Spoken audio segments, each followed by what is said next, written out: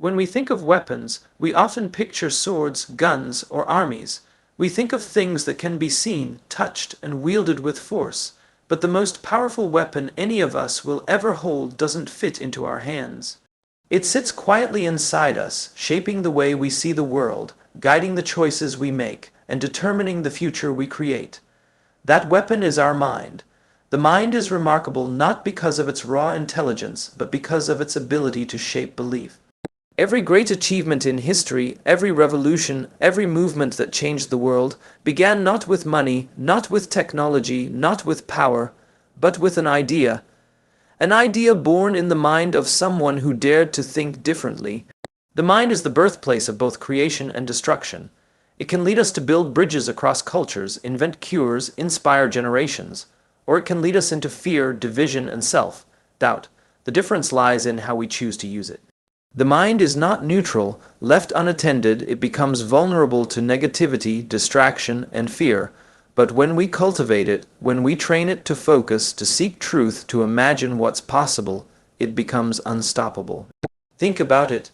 Empires have collapsed not because of armies, but because of the way people began to think differently. Companies rise or fall depending on the mindset of their leaders. Families either flourish or fracture depending on the stories we tell ourselves and pass on.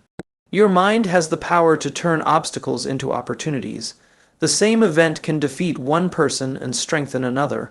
What makes the difference? The mindset they bring into it.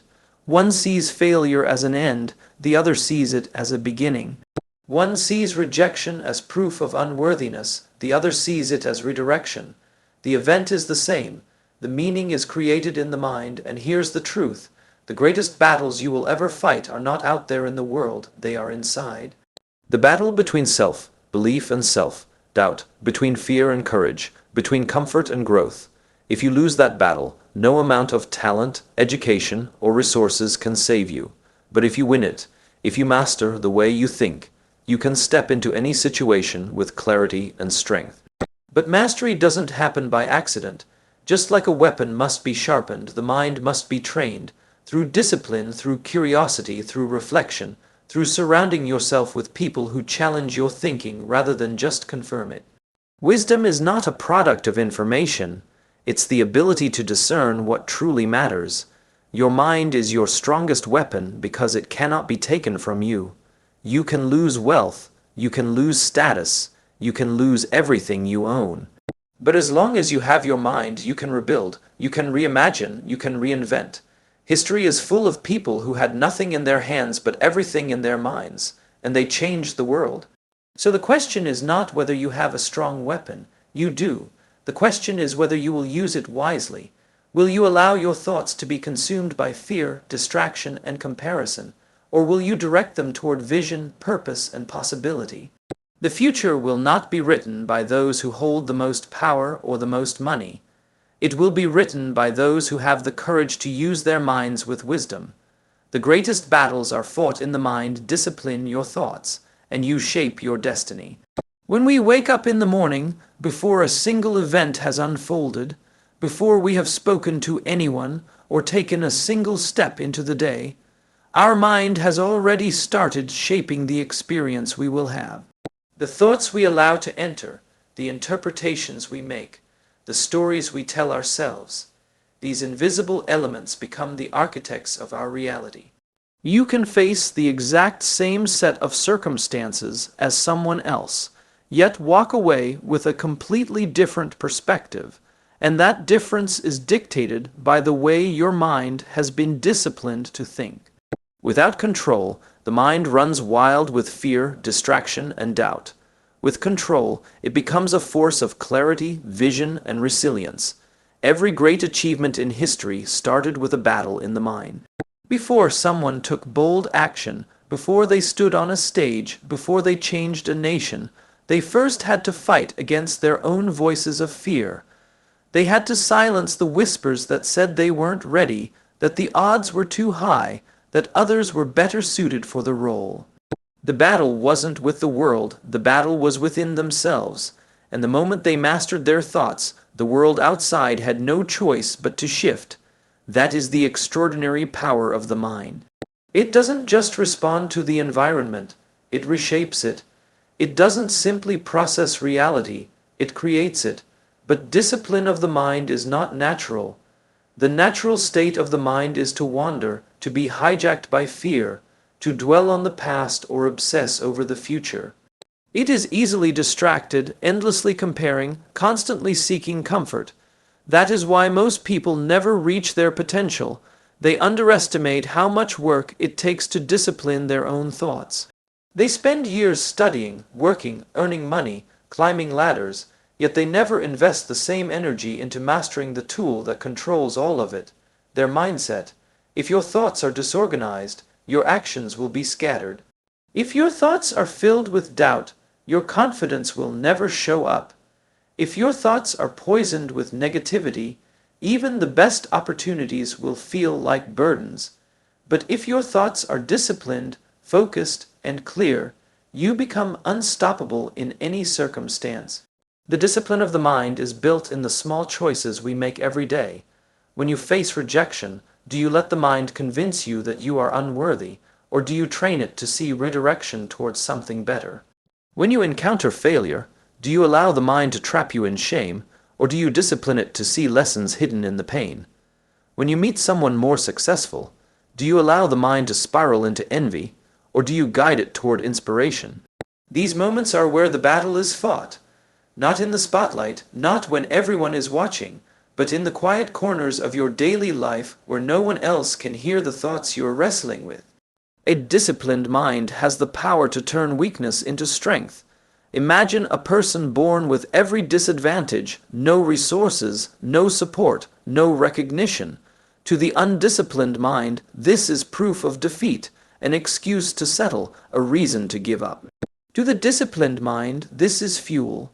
It becomes the reason to work harder, to learn faster, to outlast everyone else. The circumstances are the same, but the interpretation is different, and that interpretation defines the destiny. We like to believe destiny is written in the stars, but the truth is, destiny is written in the patterns of our thinking. Consider how fear works. Fear begins in the mind long before any real danger presents itself. Most of the things we fear never actually happen, yet the mind convinces us they are inevitable. Fear paralyzes action not because the situation is impossible, but because the mind creates a reality where failure feels certain. Discipline is the antidote to this. A disciplined mind acknowledges fear but does not surrender to it. It asks, what if the opposite of fear is true? What if success is possible? What if this challenge is exactly the preparation I need? That shift, subtle yet powerful, changes the way you move forward. And what about comparison? The undisciplined mind looks at the success of others and immediately feels inadequate. It spirals into frustration, jealousy, and hopelessness. But the disciplined mind sees the same success and asks, what can I learn? How can this inspire me? How can their story fuel my journey instead of diminish it? The success of another person doesn't become a threat. It becomes a beacon showing what is possible. This is how you turn battles of insecurity into battles of growth. And this is only possible when you take control of the way you think. Resilience, too, is born in the mind. Life will inevitably bring seasons of hardship, loss, and disappointment. But resilience is not about what happens to you. It's about how your mind interprets it.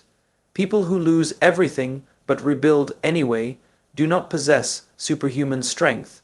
They possess disciplined minds that refuse to let circumstances dictate their spirit. They see pain as temporary, struggle as necessary, and setbacks as part of the path.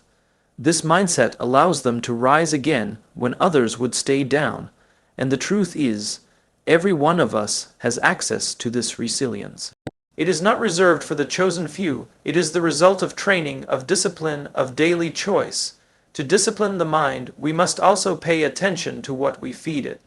Just as the body is shaped by the food we eat, the mind is shaped by the information we consume, the conversations we engage in, the environments we surround ourselves with.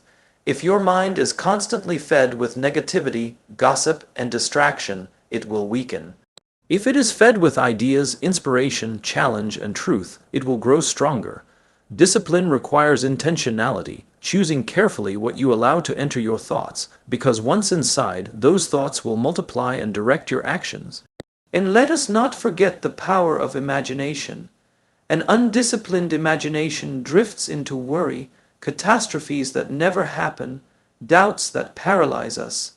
A disciplined imagination envisions possibility, paints a picture of a future worth striving for, and pulls us toward it. Every innovation, every breakthrough, every transformation in history was powered first by imagination disciplined into vision. It is not enough to dream. You must guide those dreams, refine them, focus them, and give them direction.